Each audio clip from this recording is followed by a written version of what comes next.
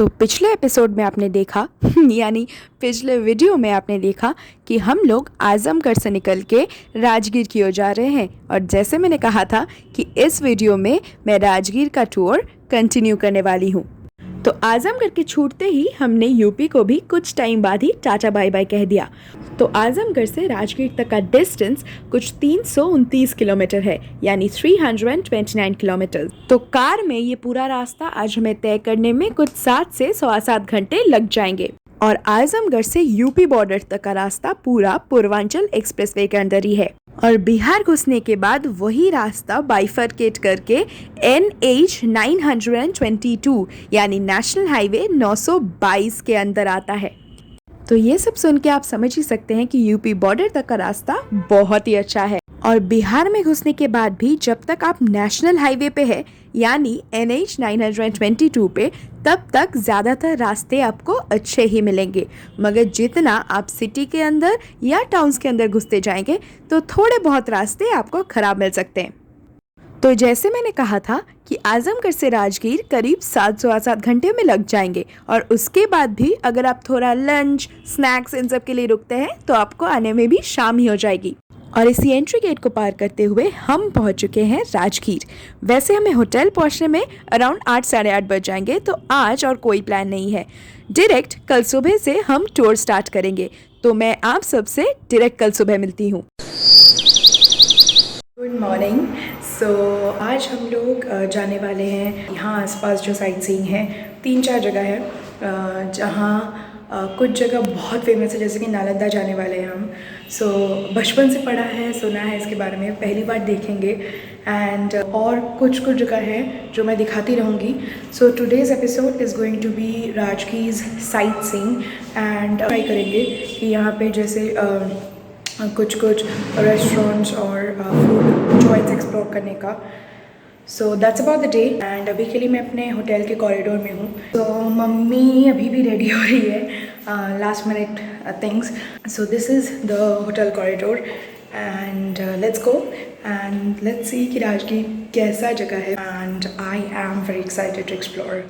सुबह का चाय नाश्ता हो चुका है, पेट पूरा भरा हुआ है, मगर मन अभी भी खाली है क्योंकि राजगीर के यादों के साथ उसे जो भरना है। तो चलिए राजगीर घूमना स्टार्ट करते हैं। हम अभी पहुंच चुके हैं राजगीर टूर के पहले डेस्टिनेशन में, जो कि है स्वर्ण भंडार। तो स्वर्ण भंडार की ऐतिहासिक कहानी शुरू करने से पहले मैं कुछ जनरल रूल्स बता देती हूँ।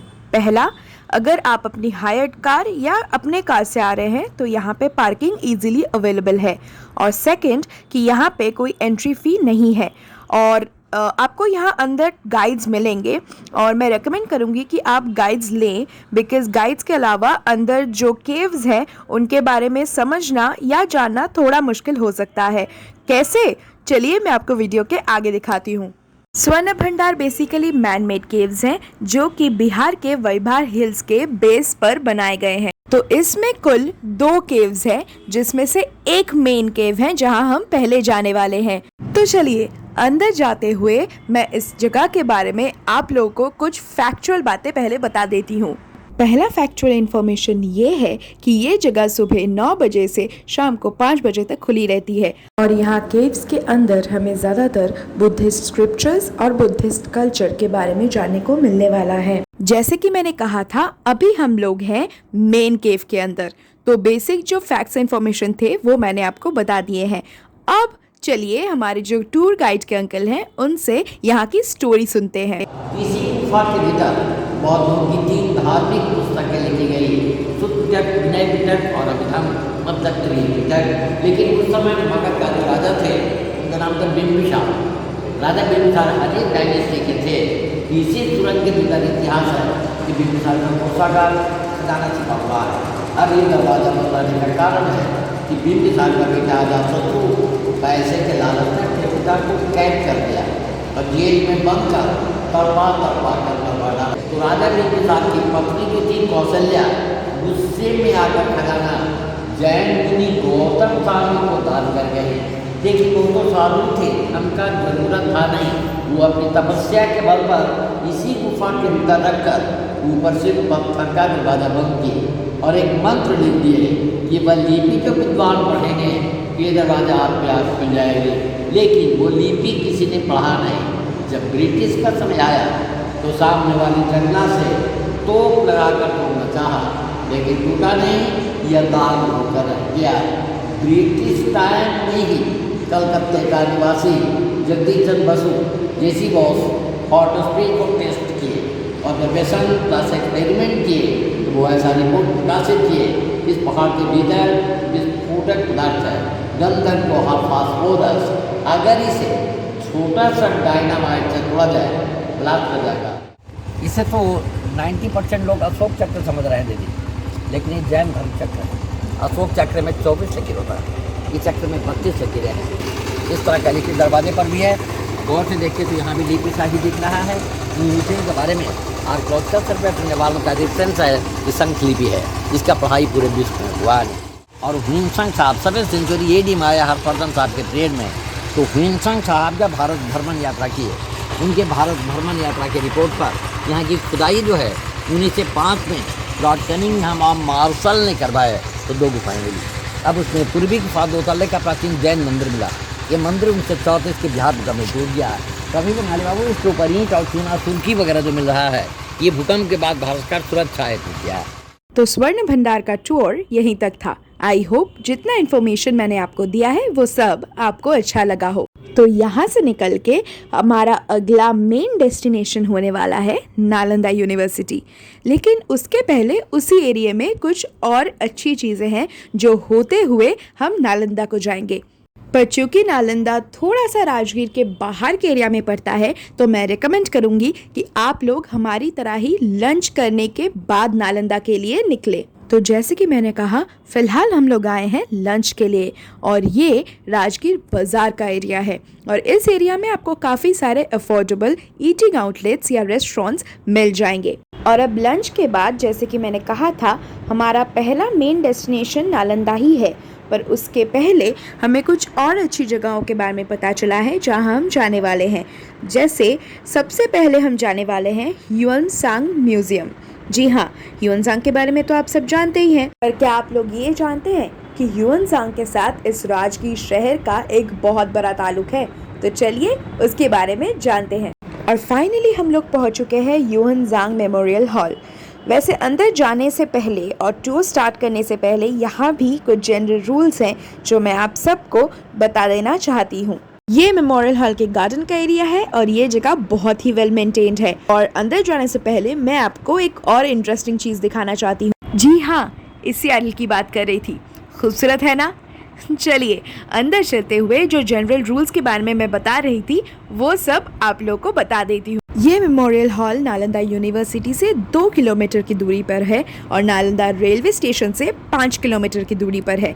अगर आप हमारी तरह राजगीर से ट्रैवल कर रहे हैं तो मैं रिकमेंड करूंगी कि नालंदा यूनिवर्सिटी का जो कॉमन पार्किंग है वहाँ पे आप अपने कार को पार्क कर दीजिए और आसपास के ये जितने स्पॉट्स है ये सब ई रिक्शा में ही घूम के देखिए। और डायरेक्ट राजगीर से यहाँ पहुँचने के लिए कुछ 70 से 90 मिनट लगते हैं। तो ये मेमोरियल हॉल नालंदा के सूरजपुर लेक के किनारे बना हुआ है और इसकी गिनती नालंदा के सबसे बेहतरीन टूरिस्ट प्लेसेस में होती है।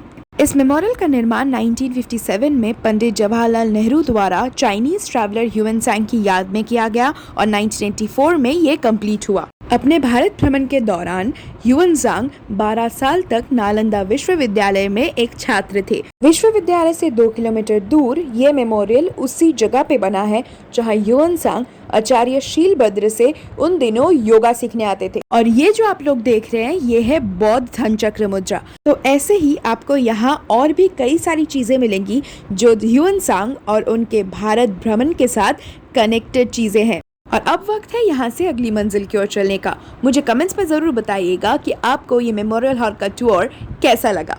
और अब हम आए हैं परसनाथ टेम्पल में, जो एक जैन टेम्पल है और परसनाथ नाम परसनाथ पहाड़ से लिया गया है जो कि झारखंड में है और जैन लोगों का मानना है कि ये जगह तीर्थ के लिए बहुत शुभ है।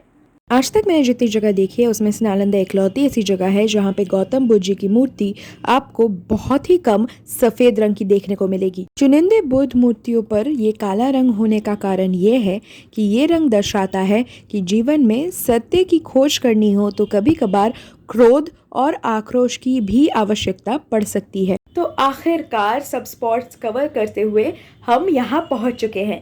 तो चलिए घूम के देखते हैं कि आज का हमारा लास्ट और सबसे मेन अट्रैक्शन कैसा है। तो हम लोग फाइनली नालंदा में हैं। मैं आपको हमारे गाइड से मिलवाने वाली हूँ, ठीक है। कोई पैसा नहीं दिया है, बिना पैसे का गाइड लिया है हम लोगों ने।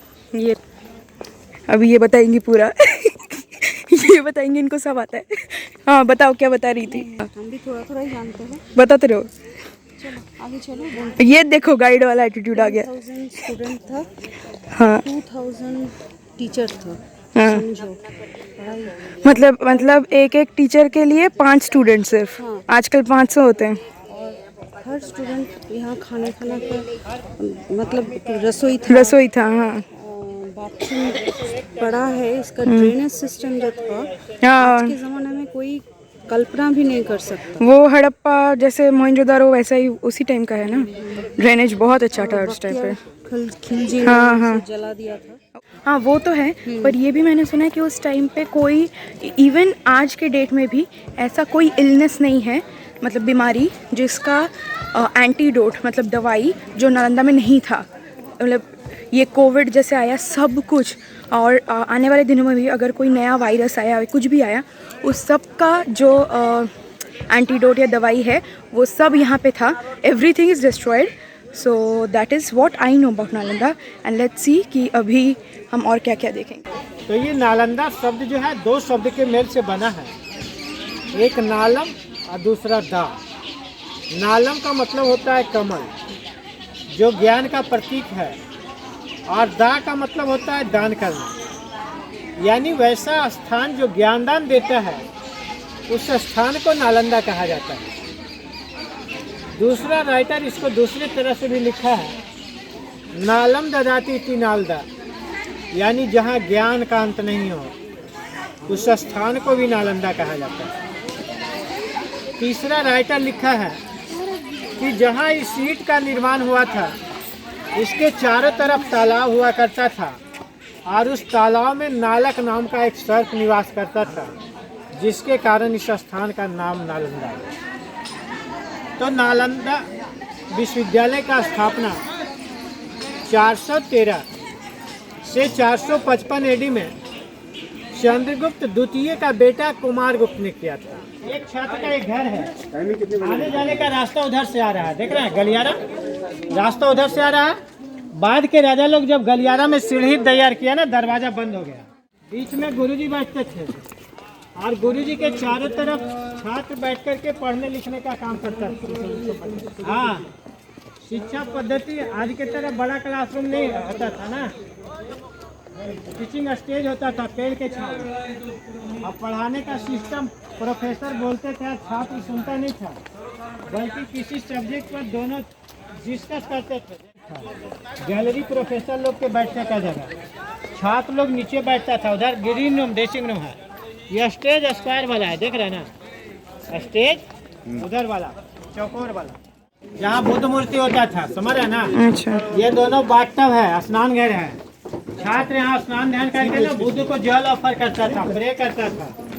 ईट जो एक जगह में जमा हो रहा है सर, आग लगने का संकेत है विश्वविद्यालय के अंदर। हाँ जी, नाली नाली का डिजाइन देख रहे हैं, सिंधु घाटी से मिलता जुलता डिजाइन है, और नाली 90 डिग्री पे मुड़ रहा है। सिंधु घाटी में भी नाली 90 डिग्री पे मुड़ता है। ये दोनों कमरा उस समय यूरिन पर्पस पे यूज होता था, समझ रहे ना। हाँ, नाली 90 डिग्री पे मुड़ रहा है ना, वहाँ भी 90, यहाँ भी 90। एक छात्र का एक घर है जिसका छत टूट गया है। घर के अंदर 2 घर मिला है, जिसमें 1600 साल पुराना छत बचा है। लैंप जलता था कैस्टर ऑयल में, अलसी तेल में, और इधर कोई भी सामान रखने का ये लकड़ी का दरवाजा था, डोर स्टॉपर, दरवाजा लॉक होने का।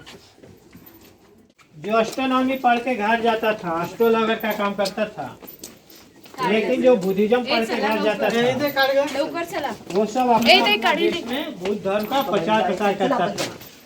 अशोका तो बुद्धिज्म को सिर्फ श्रीलंका ही पहुंचाया था, समझ रहे ना।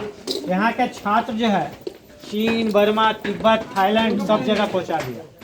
यहाँ भी बीच में गुरुजी बैठते थे और गुरुजी के चारों तरफ स्टेज के ऊपर छात्र बैठ करके लिखने पढ़ने का काम करते। खुदाई के समय उस दोनों कमरा से जला हुआ चावल मिला है, जो भी म्यूजियम के अंदर रखा गया, जो ये बताता है कि दोनों कमरा अनाज गोदाम था।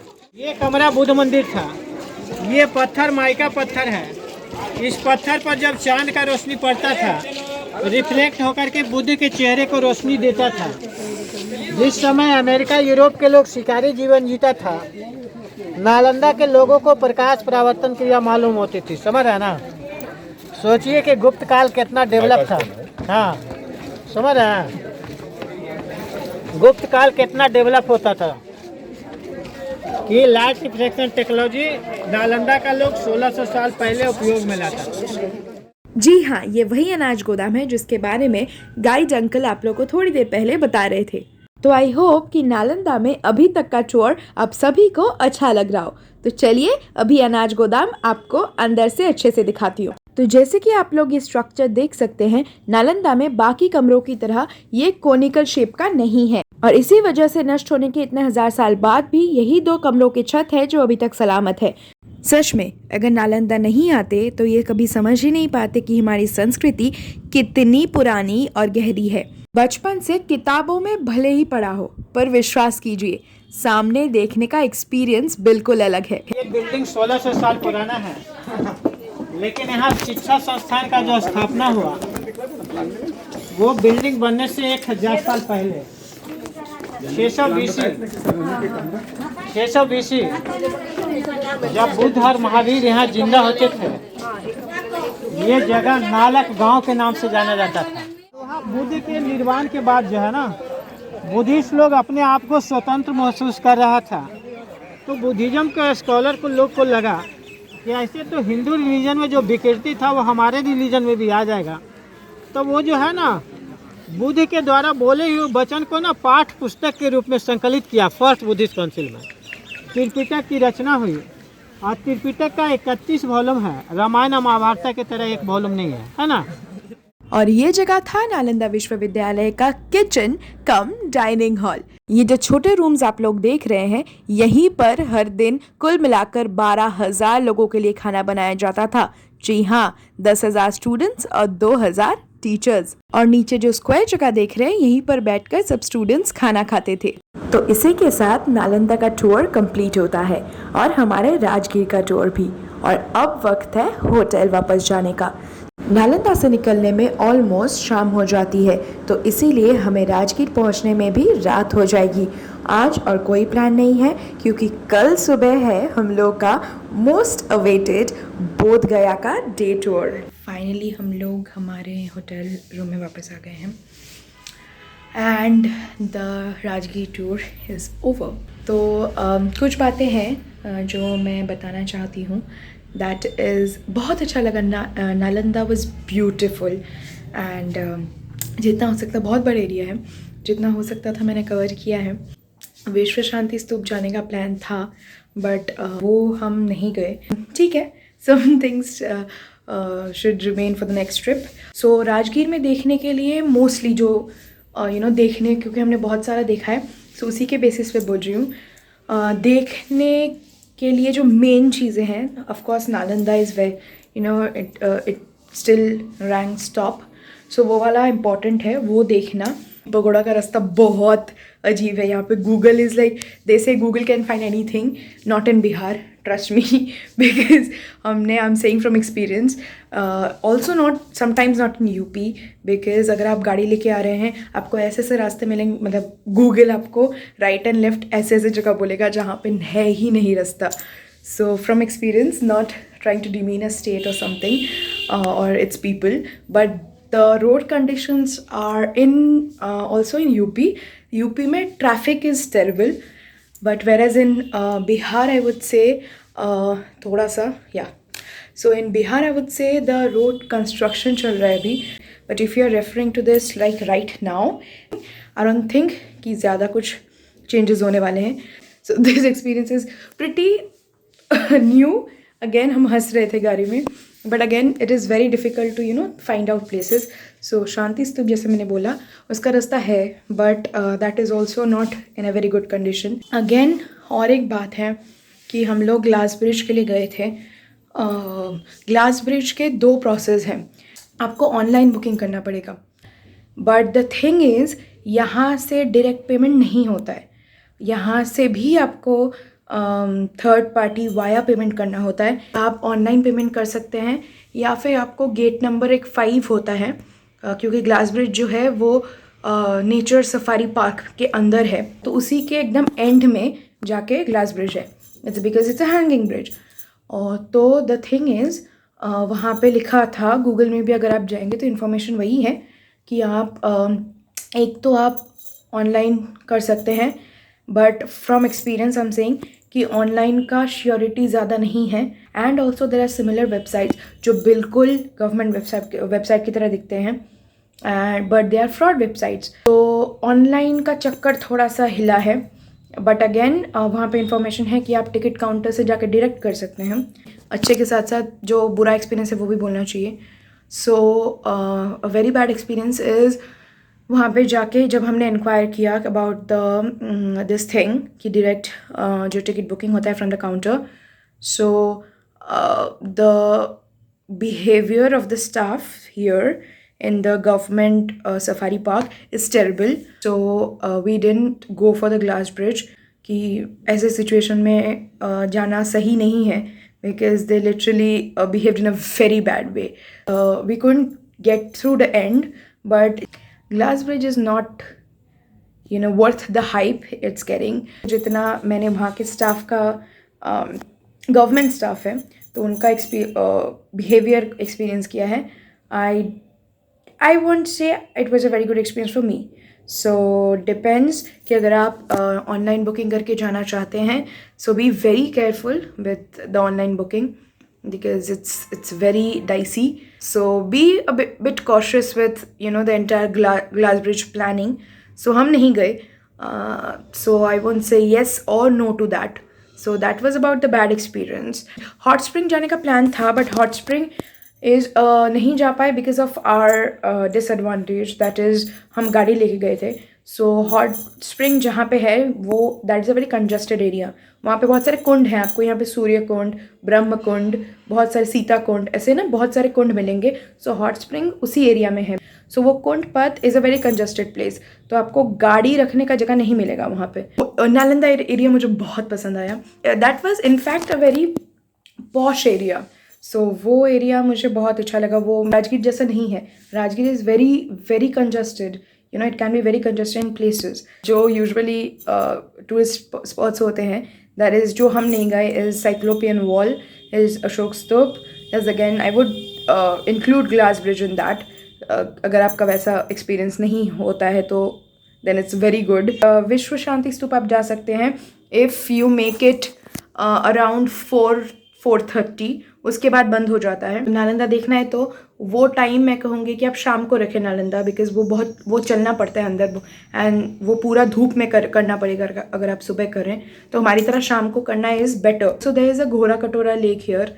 सो अगर आप बोधगया नहीं जा रहे हैं, you are only staying in Rajgir और राजगीर का प्लान है, तो मैं कहूँगी कि आप घोड़ा कटोरा घूम के आइए, बिकॉज वहाँ पे बोटिंग होती है, लेक है एक, उसके बीच में there is a Gautam Buddha statue which is beautiful apparently. That was about it. So Rajgir यही था, with good and bad experience नहीं हुई। आज रात को तो वैसे कोई प्लान नहीं है हम लोग का। कल सुबह हम लोग यहाँ से निकलेंगे, मतलब ये अभी लास्ट पार्ट होगा राजगीर का, ये वाला लास्ट मैं वीडियो एंड करूँगी।